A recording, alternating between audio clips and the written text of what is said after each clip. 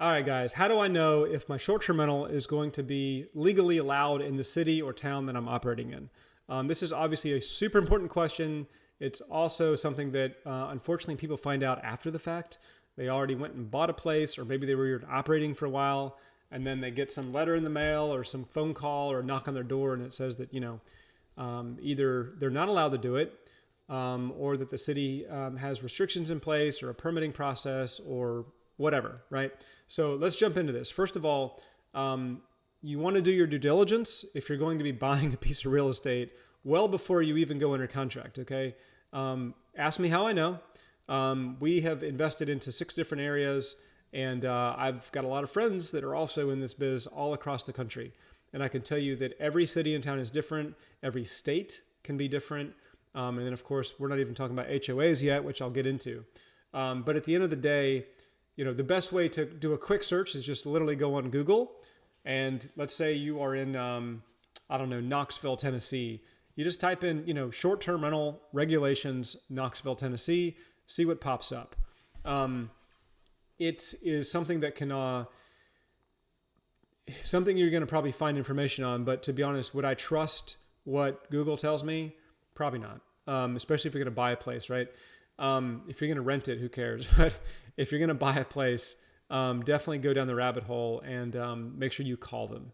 Calling them is the number one most secure way to find out and actually hear it from it's typically the zoning department that you're going to call to find out if there's actually regulations. Or some of the cities actually will have a short-term rental department. Typically, you're going to find those if they actually will regulate them and actually require permits or inspections. They'll actually have a separate department, which typically is either branched under the zoning department or it could be a standalone department.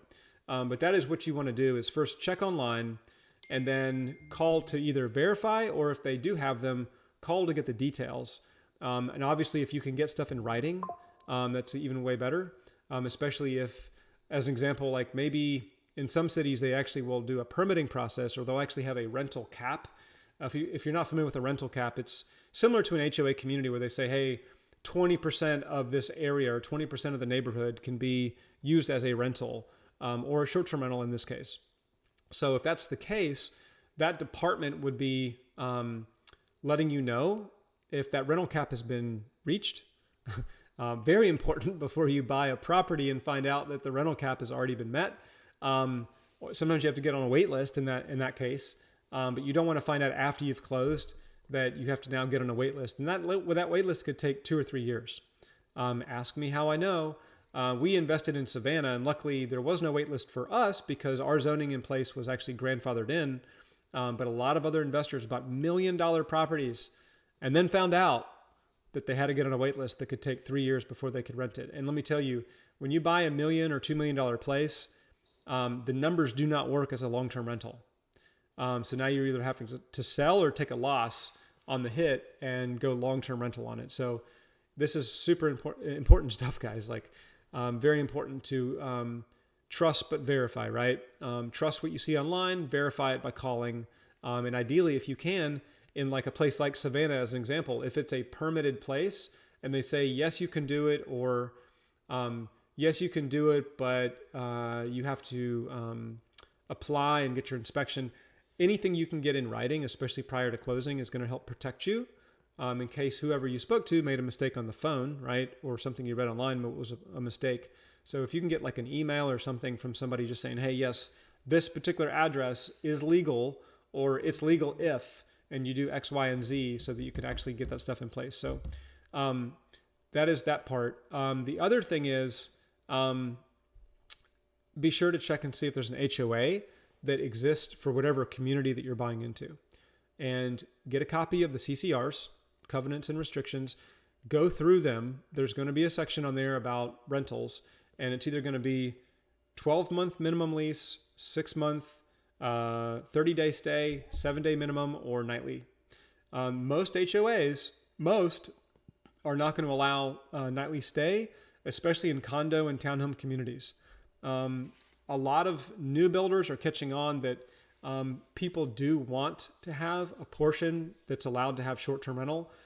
So I am seeing a little bit of new construction now in communities that are allowing it for condo townhome, but most of the older stuff is going to have either 30-day minimum stay or 6-month minimum stay. So check those HOA docs. Please, guys, do not depend on your agent or the seller to say, oh yeah, it's legal or it's allowed or there's no restriction or blah, blah, blah.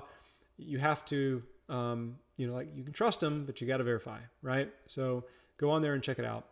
One of the things that we do before we even invest into a market is find out what the current environment is for short-term rentals. And what I mean by that is, has that city or town actually voted on whether they're going to allow it?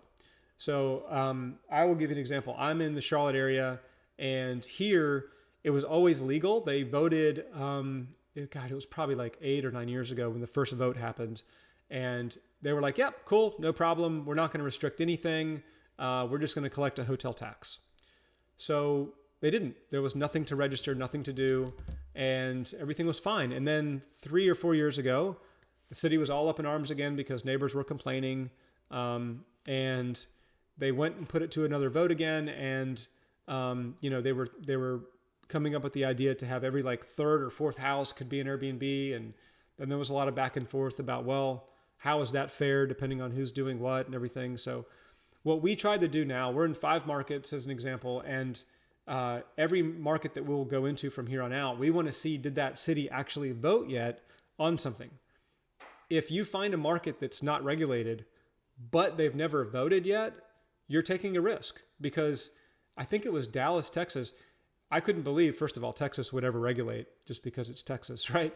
But they, came back and, they were, I don't know if they fully outlawed, short-term rentals there, but I know they restricted them or regulated them. So that was a market that a lot of people invested into thinking everything was kosher. And then, a few years later, here they come regulating the market because it never actually formally got voted on. So things can change. The other thing that we look for is, does that city have a history of operating as vacation destination, right? So if you go down to the beach, as an example, any beach market has had nightly rentals for however long, dating back into the probably 40s, 50s, and 60s or whatever, right?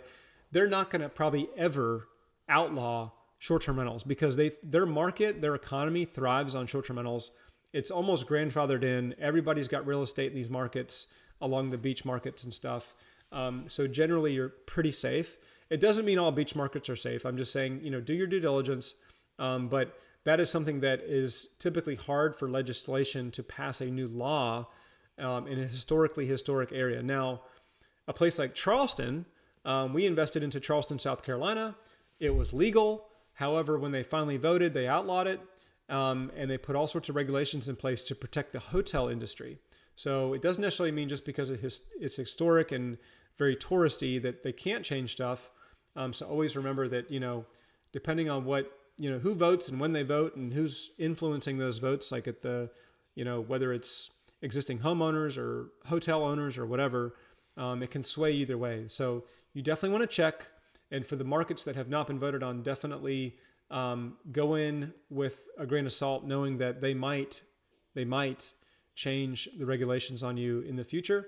So how do you protect your downside on that? What I would recommend is only buy a property that will sustain itself as a long-term rental in case your short-term rental gets shut down. Okay. As an example, if your mortgage and all your other expenses, like your PITI, total expenses paid all in is like, I don't know, $3,000 a month.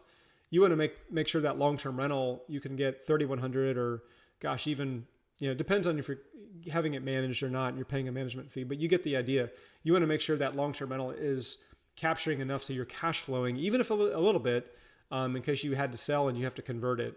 I see people making mistakes where they overpay for the short-term rental, like on $1 million property, and then they get shut down on regulations or HOA, and now they're stuck with something that they cannot make payments on, even with a long-term rental situation if they have to convert it. So just keep that in mind.